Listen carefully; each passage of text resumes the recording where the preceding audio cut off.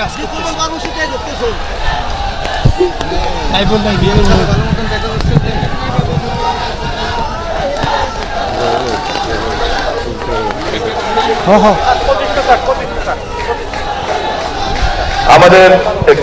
আমাদের মাননীয় প্রধানমন্ত্রী আমাদের দীর্ঘকাঙ্ক্ষিত বৃক্ষরোপণের কাজে এখন অংশগ্রহণ করবেন।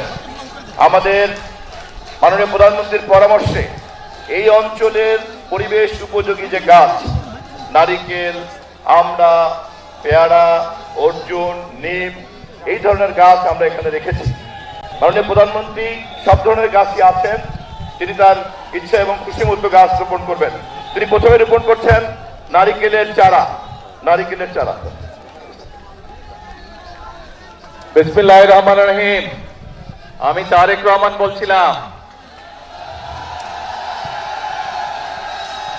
প্রিয় ভাই বোনেরা, উপস্থিত মুরব্বীবর্গ, এলাকাবাসী ভাইরা, আসসালামু আলাইকুম। কেমন আছেন আপনারা?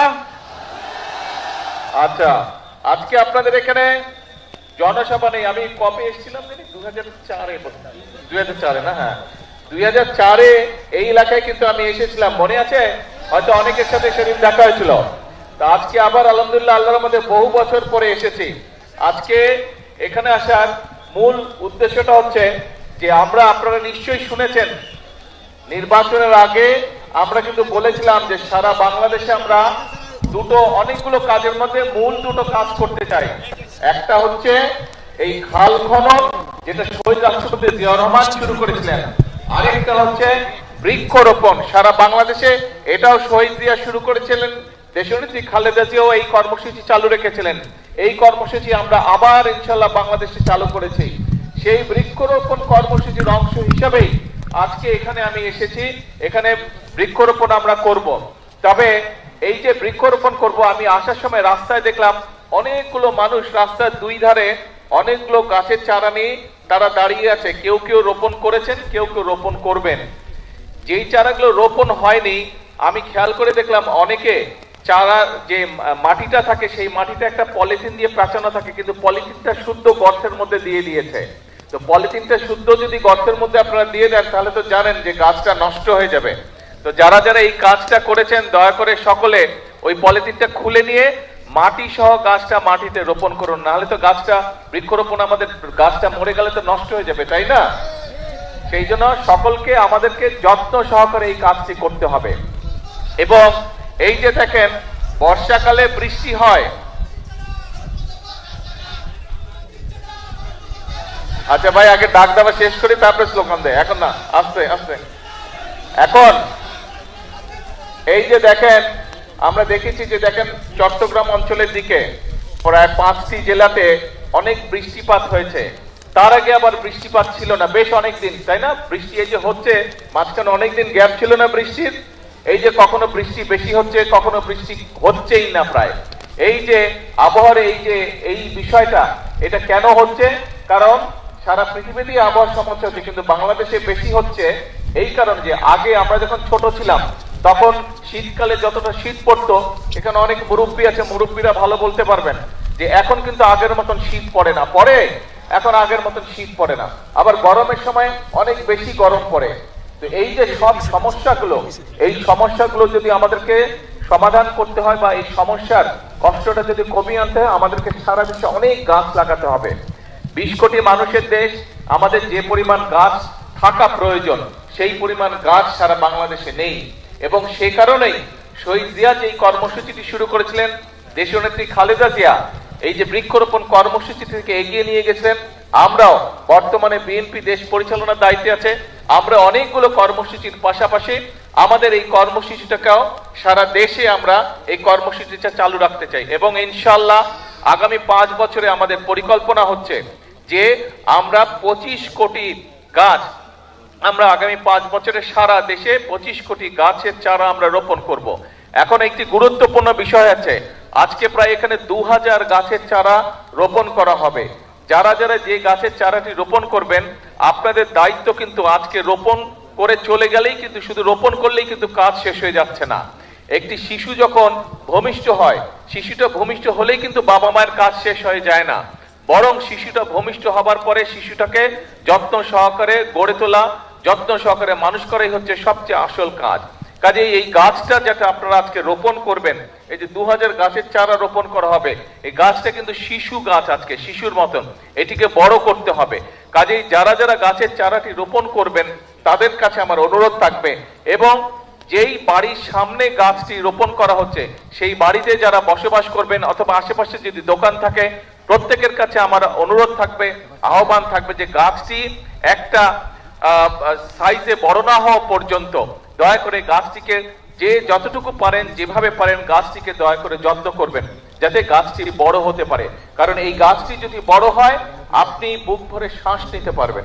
এই গাছটি যদি বড় হয়, এই গাছটি বড় হলে এই গাছের তলায় আপনি শান্তি মতন ছায়ায় বসতে পারবেন। কাজে এই গাছটি আমাদের উপকারের জন্যই হবে, শুধু আপনার না, আপনার সন্তান, আপনার পরিবার, আপনার এলাকার মানুষ, আপনার পাড়ার মানুষ সকলে এই গাছের সুবিধা পাবে।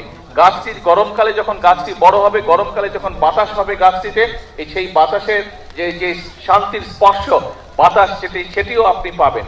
কাজেই আসুন, আমরা যদি আমাদের এলাকাটাকে সুন্দর করতে চাই, আমরা যদি আমাদের দেশটাকে সুন্দর করতে চাই, তাহলে অবশ্যই আমাদেরকে এই গাছের যত্ন নিতে হবে, বৃক্ষ রোপণ করতে হবে।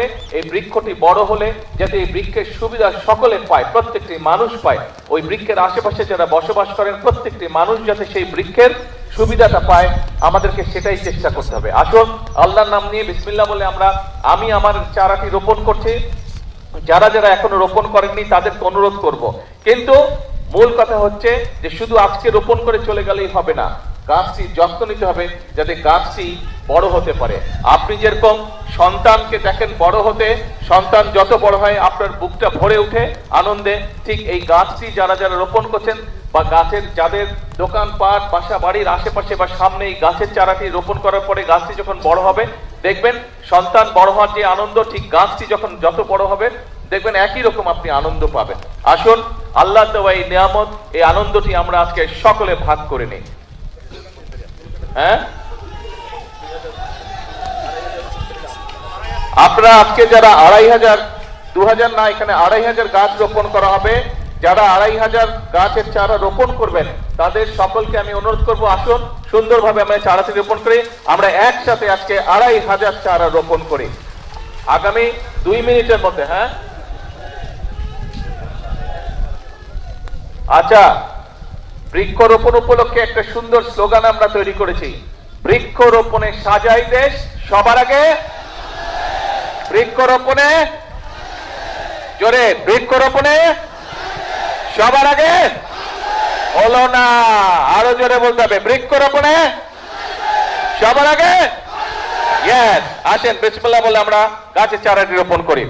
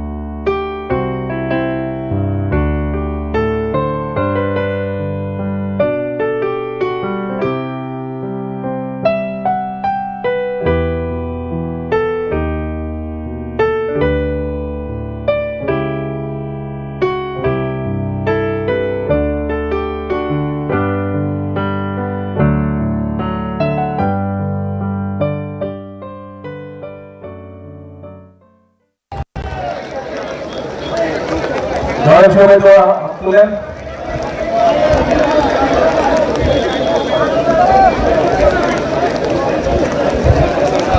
আলহামদুলিল্লাহ রাব্বিল আলামিন, আসসালাতু ওয়াসসালামু আলা সাইয়্যিদিল মুরসালিন আলমগীর ভাই يا حي يا قيوم يا حي يا قيوم يا حي يا قيوم وعلى آله وصحبه بارك وسلم يا حي يا قيوم يا حي يا قيوم يا حي يا قيوم برحمة السقيم يا ذا الجلال والإكرام يا ذا الجلال والإكرام يا ذا الجلال والإكرام يا أرحم الراحمين يا أرحم الراحمين يا أرحم الراحمين يا أول الأولين يا آخر الآخرين يا ذو القوة المتين يا راحم المساكين لا إله إلا الله الحليم الكريم سبحان الله رب العرش العظيم الحمد لله رب العالمين لا إله إلا أنت سبحانك إني كنت من الظالمين حسبنا الله نعم الوكيل نعم المولى نعم النصير يا رب كريم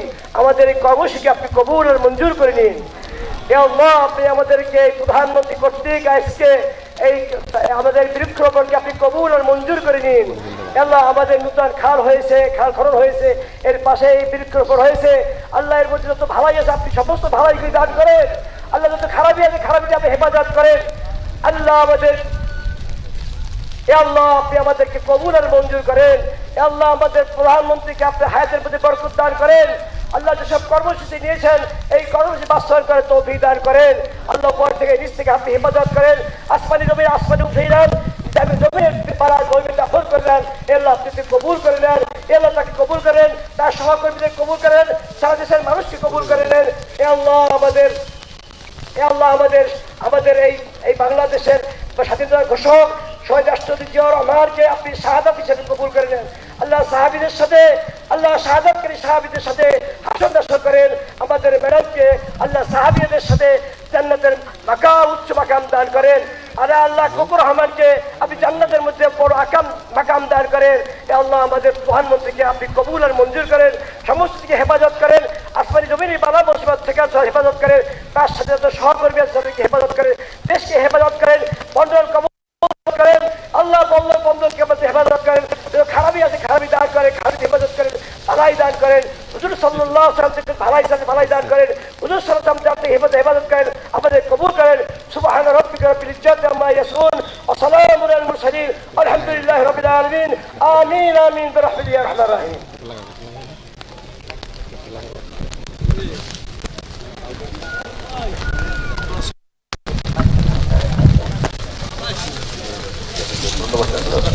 মাননীয় প্রধানমন্ত্রী আপনাদেরকে আবারও ধন্যবাদ জানাচ্ছেন।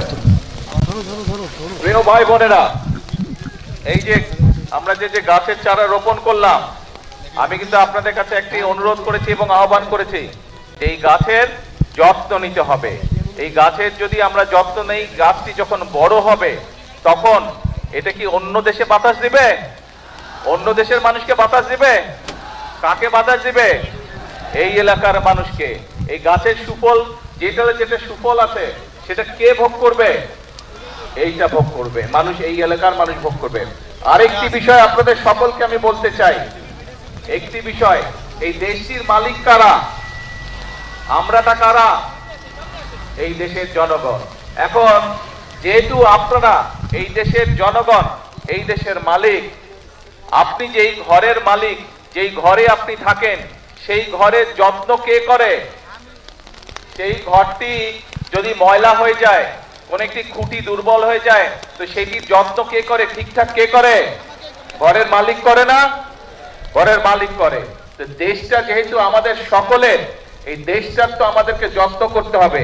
এই যে দেখেন খালটা, এই আমার সামনে ওইখানে একটা প্লাস্টিকের বোতল পড়ে আছে, তারপরে এখানে একটা প্লাস্টিকের বোতল পড়ে আছে। এই যে পত্রপত্রিকা খুললে আমরা দেখি বিভিন্ন জায়গায়, এই যে বর্ষার সময় এখন আমরা কি দেখি, বিভিন্ন জায়গায় পানি জমা হয়ে যাচ্ছে, হচ্ছে না? সেটি শহরেই হোক, গ্রামেই হোক, বিভিন্ন খাল বিল এগুলা বন্ধ হয়ে গেছে, পানি যেতে পারছে না ঠিকভাবে। এইটা দেখি না আমরা, এই সমস্যা হয় না?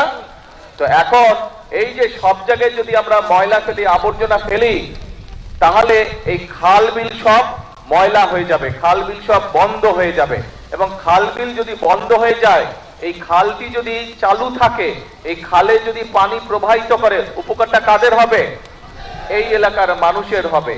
অর্থাৎ সারা দেশের খাল বিল যদি ঠিকঠাক থাকে, তাহলে বন্যার সময় যেরকম ক্ষতি কম হবে, পানি যেমন খালের মধ্যে থাকবে, ঘরে বাড়িতে কম ঢুকবে, একইভাবে খালের পানিও পরিষ্কার থাকবে যদি আমরা খালের যত্ন নেই, আমাদের নদীগুলোর যত্ন নেই।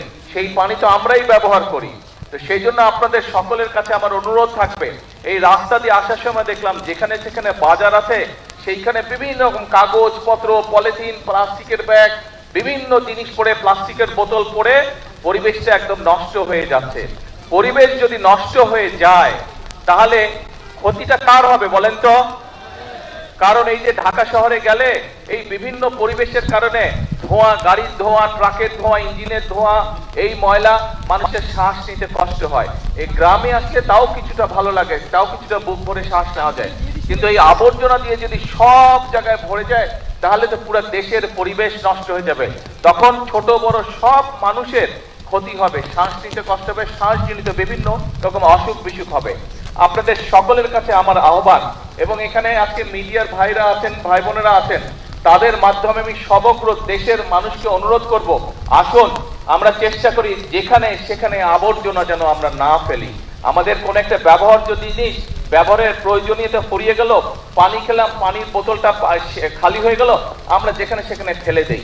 কোন একটা প্যাকেটে করে আমরা কিছু নিয়ে যাচ্ছি, জিনিসটা যখন বের করলাম প্যাকেটটার প্রয়োজনীয়তা ফুরিয়ে গেল, আমরা প্যাকেটটা যেখানে সেখানে ফেলে দিচ্ছি। এতে করে আমাদের পরিবেশটা নষ্ট হয়ে যাচ্ছে। পরিবেশটা নষ্ট হয়ে গেলে আলটিমেটলি ক্ষতিগ্রস্ত হচ্ছে আমরা, ক্ষতিগ্রস্ত হচ্ছে, পরবর্তীতে আমাদের সন্তানেরা ক্ষতিগ্রস্ত হবে। আসুন আমরা যদি নিজের ঘর নিজে পরিষ্কার না রাখি, নিজের দেশকে নিজে যদি ঠিক না করি, বাইরে থেকে তো কেউ এসে আমাদেরকে করে দিবে না। আমরা যখন ছবিতে দেখি, টেলিভিশনে বা অন্য জায়গায় যখন অন্য অন্য দেশের ছবি দেখি, আমরা মাঝে মাঝে বলি না, আহা ওদের রাস্তাঘাট কি পরিষ্কার, কি সুন্দর, বলি আমরা মাঝে মাঝে, মনের মধ্যে আসে না এই কথাটা? আসে এই কথাটা। কিন্তু ভাই ওদের দেশের রাস্তাঘাট তো ওরাই পরিষ্কার করে রাখে, এই অন্য জায়গা থেকে তো মানুষ গিয়ে করে না, তার দেশ সেই সুন্দর করে রাখে। আসুন না আমাদের দেশটাকে যদি সুন্দর করতে হয় তাহলে আমাদের সবাইকে চেষ্টা করতে হবে। আপনাদের বাড়িতে, একটা বাড়িতে যদি 5-7 জন মানুষ থাকে, আপনার পরিবারে তো 5-7 জন মানুষ থাকে না? এখন একজন মানুষ যদি সারাদিন বাড়ি পরিষ্কার করে আর বাকি 5-7 জন মিলে যদি সারাদিন ময়লা করে, ওই বাড়ি পরিষ্কার রাখা সম্ভব? ঘর পরিষ্কার গুছিয়ে রাখা সম্ভব? তো দেশটাও তো ঘরের মতনই। কয়েকজন যদি শুধু পরিষ্কার করে, এই যারা সরকারি যাদের দায়িত্ব পরিষ্কার, তারাই শুধু পরিষ্কার করে, সবাই মিলে যদি শুধু ময়লা করতে থাকে তাহলে তো পরিষ্কার রাখা সম্ভব হবে না। আমাদের সকলকে মিলে পরিষ্কার করতে হবে।